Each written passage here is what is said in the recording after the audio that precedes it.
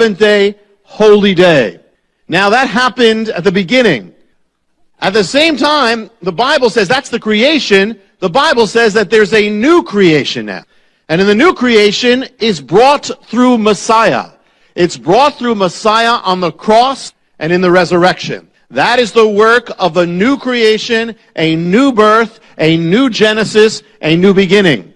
Now, since it's the same God and it's the same work of creation, of beginning, could there be a link between the two events, between the first creation and the new creation? The answer is yes. When did God finish the works of the creation? He did so on the sixth day. When did Messiah finish the work of the new creation, his labor? He did it on Friday. What is Friday? The sixth day. What was the day of the creation of man?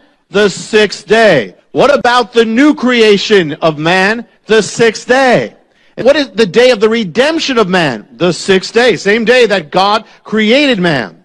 When does the crucifixion take place? Sixth day. And you look at the timing and look at the way the first day began. When did the first day begin? In a sense, it was Sunday, though it wasn't called Sunday. Yom Rishon in Hebrew, that first day at the beginning of Genesis. When did it begin? It began at night.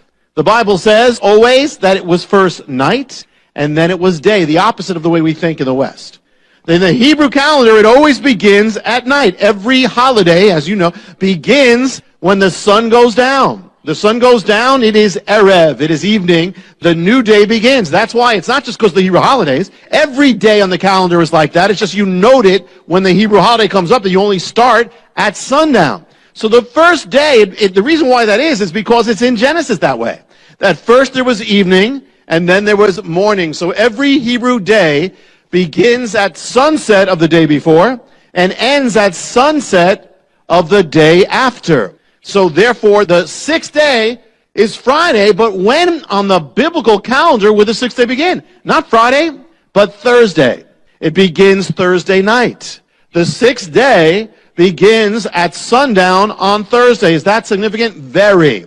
Because that's the exact time when, in a sense, the passion of Messiah begins. That sixth day begins Thursday night at sundown with what? With the beginning of the Passover Seder. It starts at sundown. It's the Last Supper. He's talking about his death. He is overseeing that meal that's all about his death. It's beginning on the day of man, because he's going to die for the sins of man. And he's going to redeem man from the curse. So it all begins that way. You know, in the beginning, man, when he was created, was brought into a garden on the sixth day. On the sixth day of this new creation, Messiah is brought into the Garden of Gethsemane. And there, his death is prepared for. On the sixth day, he is crucified. The sixth day. And in Hebrew, you know, again, night and then day. It has to go from sunset Thursday to sunset Friday. So the work of the redemption has to end before the sun goes down on the sixth day. That's why it ended when it did. He's on the cross for how many hours? 6 hours. The number of man for the sins of man, for the redemption of man. And then at the sixth hour, he cries out, "It is finished," which is Friday afternoon. The sun is going down. And then it goes down, and he is brought into the tomb and laid down. It's over. His works are over. And then comes what? Then comes the Shabbat, the Sabbath. What does he do on that seventh day? He rests. He rests in the tomb, just like God did at the beginning. God ceased from his works. He finished his works on the sixth day, rested on the seventh day. Messiah does the exact same thing. I mean, even in his death, he observes it all. You know, we look at the Sabbath in the Orthodox and how they do it, and we see it only often as a burden, legalism, and that's often what it can become. But we tend to see it not really what it is. You know, the Sabbath is in its nature something beautiful. The Sabbath was made for man. You know, Sabbath is about shalom. It's about peace. It's about a peace that often many believers don't have. And I want you to open up to Hebrews 4 to put this together, Genesis and Hebrews 4. And Hebrews 4 speaks also about the Shabbat, the Sabbath. And here's what it says. Verse 4. Hebrews 4, verse 4. And I love Hebrews. I love the way this talks. For he has said somewhere, doesn't tell you where, somewhere concerning the seventh day. God rested on the seventh day from all his works. And again, in this passage, they shall never enter into my rest. Therefore, since it remains for some to enter in, and those who formerly had good news preached to them failed to enter because of disobedience, again he fixes a certain day, today, saying through David, after so long a time, just as has been said before, today if you hear his voice, do not harden your heart. If Joshua had given them rest, he wouldn't have spoken of another day after that. So there remains a Shabbat, a Sabbath for the people of God. For the one who has entered his rest has himself also rested from his works, as God did from his. Therefore, let us be diligent to enter that rest, so that no one will fall through following the same example of disobedience. Therefore, let us be diligent to do what? To enter the Sabbath, the Shabbat. What it's saying is there's a greater Sabbath yet to come. In a sense, the Sabbath was a foreshadow of the peace that God would bring because of Messiah. What does the Sabbath come from? It comes from Messiah. It is the Sabbath. It's no accident he died when he did. Already, all put in the tomb, and then the Sabbath comes. He always observed the Sabbath when he was alive. Now he observes it in his death. The holiest day. He had to die when he did. His labor had to be over because you don't work on the Sabbath. He said, the Son of Man is the Adon HaShabbat. He is the Lord of the Sabbath. The Sabbath is the day, the state of being that represents the peace of God, the shalom of God, the state of completion and rest and blessing. That's what it's about. And Messiah is Lord over that. He is the Lord of Shalom. He's the Prince. It says he's the Prince of Peace. Sar Shalom in Hebrew. He's the Master of Shalom. Peace comes from him or it doesn't come. He is the Lord of completion, what it means. He's the Lord of being full, fulfilled, and right, and blessed, the Lord of rest. In Messiah, you are to enter that place, this divine Shabbat, Sabbath of God. But how? In the book of Hebrews, it's written, let us enter, let us labor to enter. It may take some work to get in. We're going to see that. So many believers live their lives in a state of restlessness, just like most of the world, and are not living in the Sabbath of God. But the secrets are there in Messiah's entrance. When Messiah died on the cross, he was not only dying on the cross, he was also entering the Sabbath in the greatest Sabbath entrance that has ever been after the days of Genesis. What was the cross? It was the way he entered into the Shabbat. He labored to enter in. And so the amazing cool thing is, when you look at Messiah on the cross, you actually find keys of entering the peace of God for your life. And keys of entering the place in God where you can have completion and healing and fullness. Messiah, Lord of the Sabbath, teaches us how to enter the Sabbath on the cross, because that's what he's doing. Aside from everything else, he's also entering the Sabbath. And we're going to look at a few of those keys tonight. It's really cool because you wouldn't think so. That's exactly what's happening. On the cross, John 19:28, he says, I am thirsty. I am thirsty, quoting from the Psalms. Is there any key there about peace with God with that?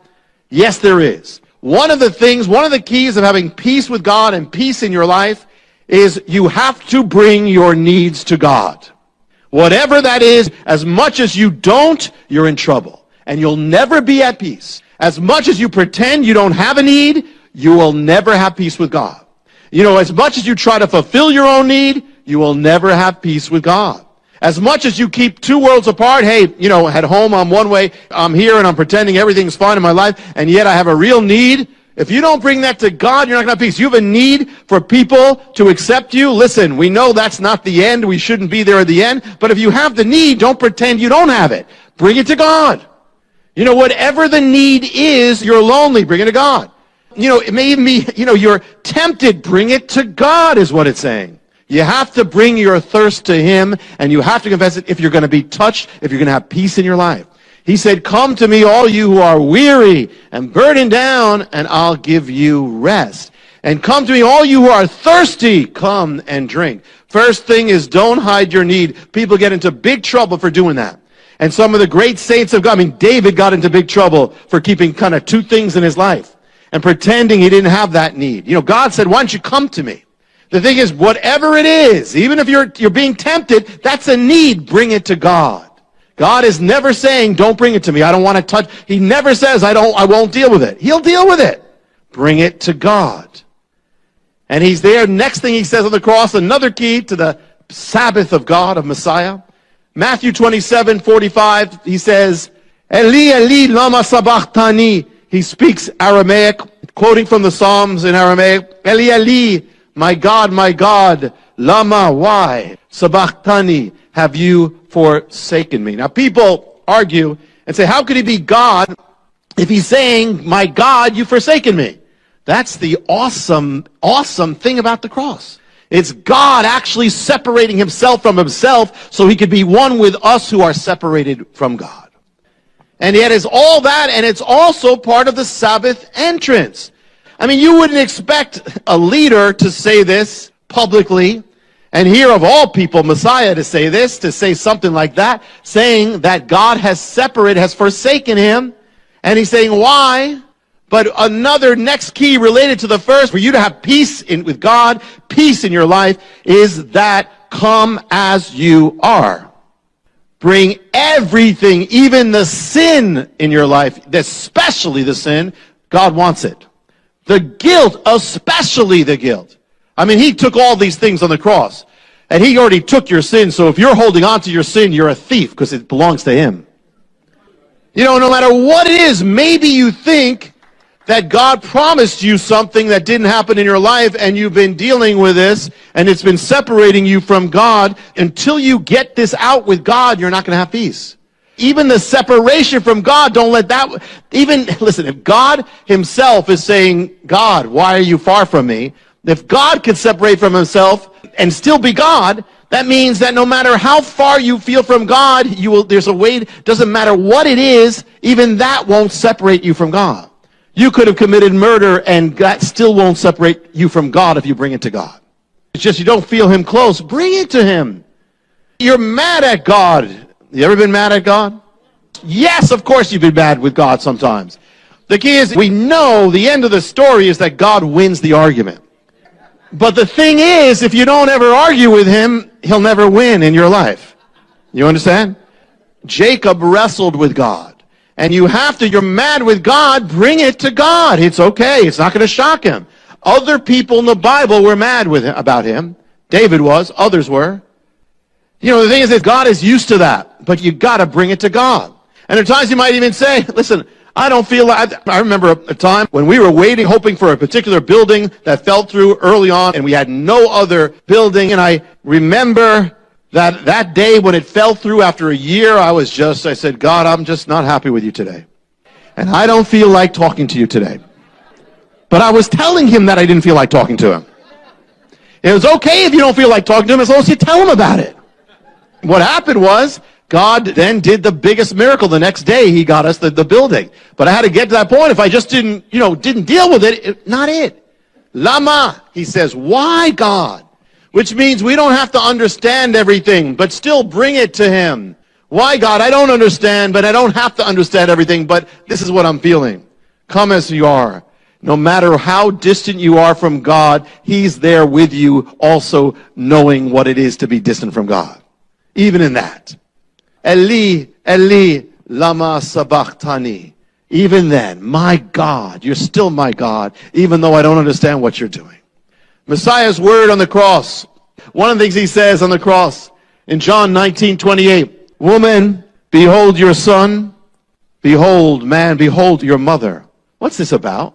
Some people say in the Catholic Church, there are those, that means Mary's your mother. Well, then it would mean that John's our son, but that doesn't go. He's saying something because he's leaving the world. He's going to be gone. How do you enter the Shabbat of God? He's tying up the loose ends. why you may not have peace is there are loose ends in your life that you never tied up. And you never tied it up with God. Maybe unfinished business you never did. Maybe something with your parents. Maybe something with another. Maybe you wronged somebody and you never asked forgiveness. You never made it right. Well, part of entering the Sabbath is this.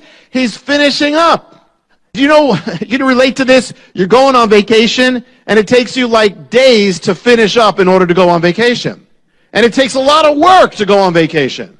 You know, there are times I remember, I don't know if the vacation was worth it, how much it took to get to that vacation and finish up. But if I didn't finish it up, I could never go.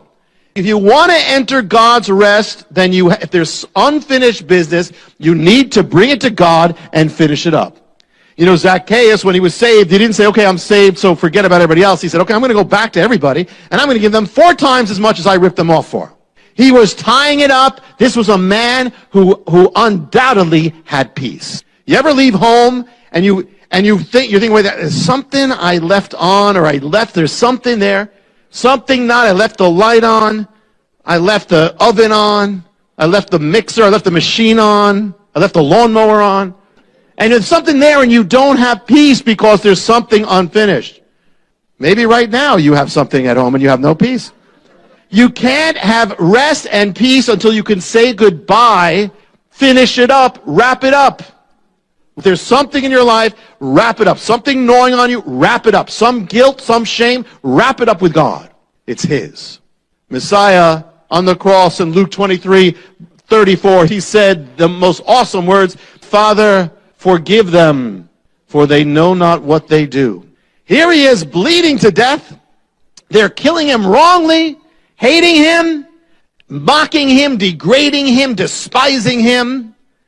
And what does He do? He asked for forgiveness for them. He's forgiving them. He didn't die with any grudges. He has forgiveness on those who are crucifying Him and making Him bleed to death and mocking Him as He does. But what's He doing? He's entering the Shabbat, which teaches us something very important. How do you find peace in your life? You are not going to have peace if you don't forgive. You must forgive for your own sake, for their sake, for your sake. And some of you, and in the Lord, you still hold grudges, and as much as you do, you don't enter the kingdom, you don't enter the peace of God. You have grudges, you're frustrated all the time, you're angry all the time, you are defrauding yourself of the peace of God. You're never going to have it until you let go of it. The ministry, or you can have just the Mysteries Volume 13, which is those 9 DVD set for a donation of $55 to the ministry. This is probably one of the most amazing offers of video and audio, and the things that are written as well, his books. So order that right now. We'll be right back after this special message, and we're going to talk about the mystery of the ghost kingdom. So don't go away. We will be right back after this special message. When you need a portable emergency power system that is ready at a moment's notice, the fuelless generator is exactly what you're looking for. If I thought an EMP bomb was coming, or if I thought there was going to be a big storm or a big problem, I would want one of these in my house. Something is going to happen in 2015 that is going to change how we view our system, how we view life. And when that something happens, you're not going to be able to get a fuelless generator. It's going to be impossible to get a generator. I'm really enthralled with this device. It's an elegant technology. With every storm we've had this winter, I just pull the thing out, I set it up in the living room, I run some extension cords into other rooms. I even ran my 60-inch television off it. Call 1-888-988-1588 or write to Jim at P.O. Box 7330, Branson, Missouri 65615. It's such an incredible offer. For example, this is for a donation of $2,500 to the ministry. And the unit just by itself is a retail value of $2,500, but you're also going to get a solar panel, which is a retail of $500, then the 20-foot extension cord, and that retails for over $50, and then the crane, which is a retail of over $200. So it's an absolutely incredible savings. A lot of people ask me to endorse stuff and all that. This is the only thing I have been endorsing like this. I fully believe in this product. Wow. But can you imagine in the pitch darkness that you have light? You can also go to the website JimBakkerShow.com. Thank you for your continued support that helps keep us broadcasting around the world.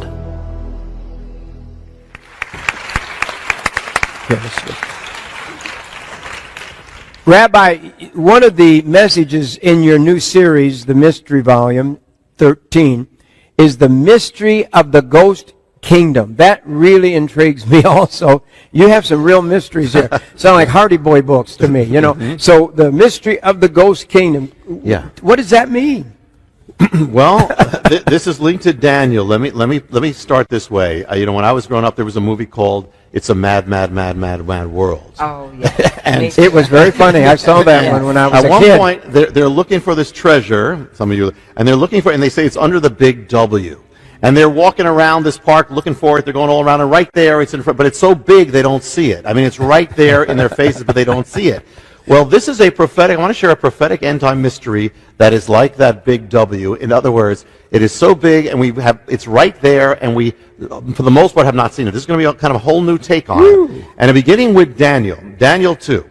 Daniel sees the statue of the kingdoms that represent the four great empires of the world. The last one being the fourth one is the Roman. It's the final form. It's going to be the end time kingdom as well. So he sees all that there. Now this is what he says about that fourth kingdom. Daniel 2 says this, verse 33. His legs were of iron, his feet part of iron and part of clay. So the Roman Empire is represented by the legs and then the feet. And then verse 40 says this, the fourth kingdom shall be as iron breaks in pieces and subdues everything, all things. As iron breaks all these things, it will break in pieces and bruise. And where you saw the feet and the toes, part of the potter's clay and part iron, the kingdom shall be divided. But there shall be in it of the strength of iron, as much as shall the iron mixed with the clay. And as the toes, the feet were part iron, part clay, the kingdom shall be partly strong and partly broken. And where you saw iron mixed with the miry clay, they shall mingle themselves with the seed of men, but shall not cleave to one another, even as iron is not mixed with clay. All right.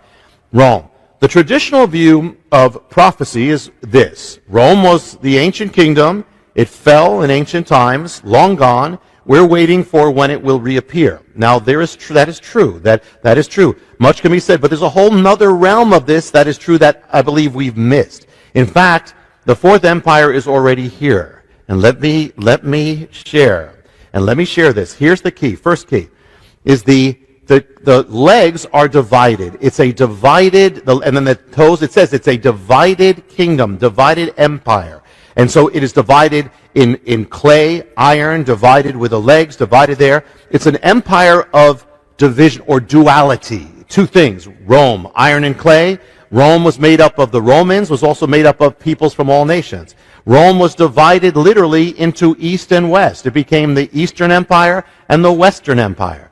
Rome is also divided in time. It stood then in ancient times. It will stand again in the end times, solidified. So it's a divided essence is what we see here. What if the fourth empire, Rome, didn't end, still exists in a different form? It will exist in a solid form at the end, but what if iron breaks into pieces, but clay, it says, is broken? So it breaks, but it breaks other things, but it also gets broken, and by doing that, it subdues the world. What is that?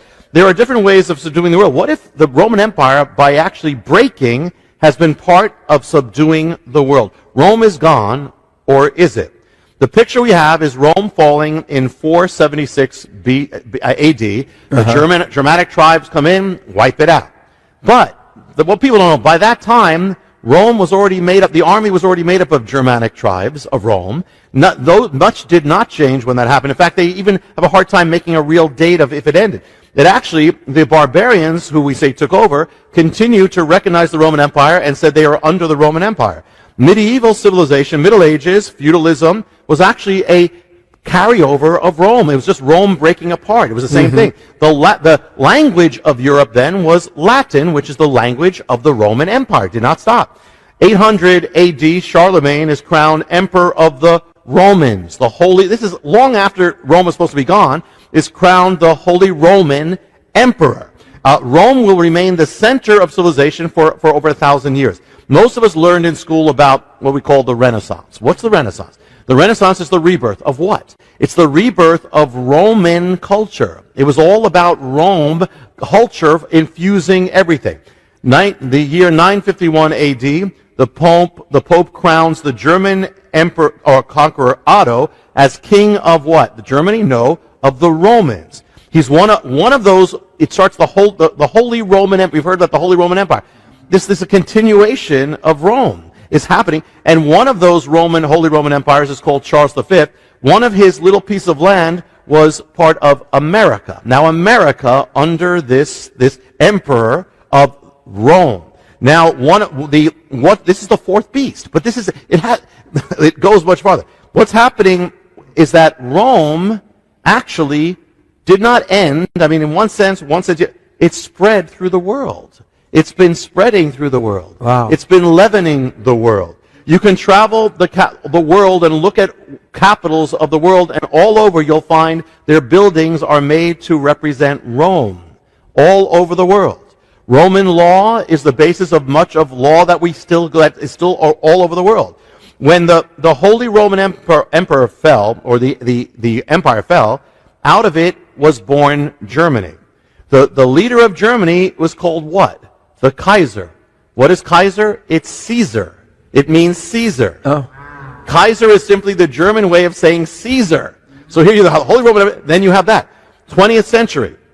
The century of fascism, totalitarianism. Where does that begin? Begins with Mussolini. What was he trying to do? What was it? It was the revival of Rome. Hitler followed it for Nazi Germany. Where do you get the word fascism from? The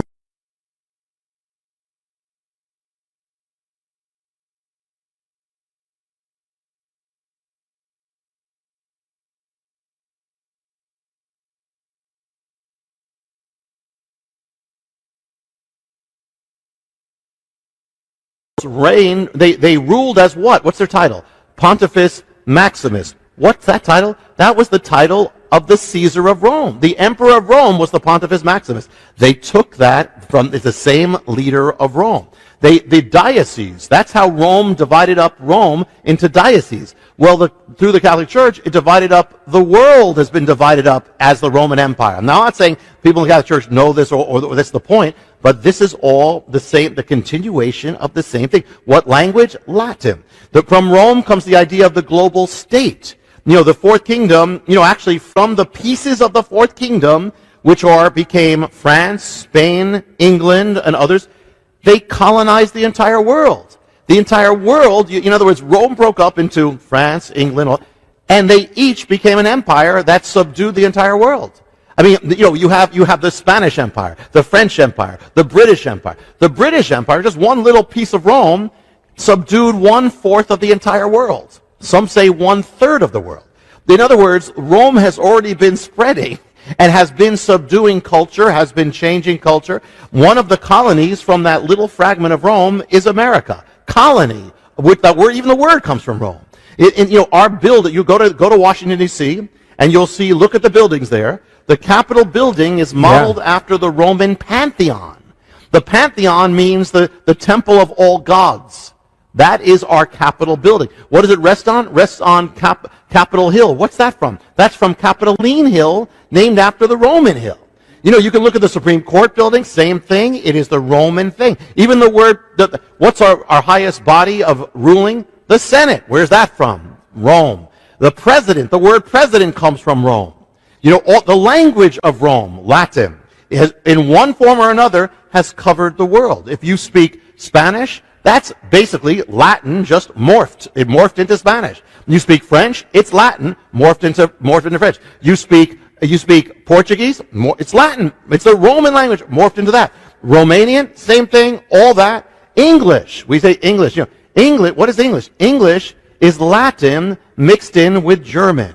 In other words, it's Rome and the barbarians come together. It's the iron and the clay. Mixed together. Mixed together, iron and the clay, and it's covered the world. The language of Rome. When did Rome fall? We said 476 AD. Not exactly. Rome split into two, just like the legs of the statue of Daniel. and the East and West. Well, the Western Empire, we said...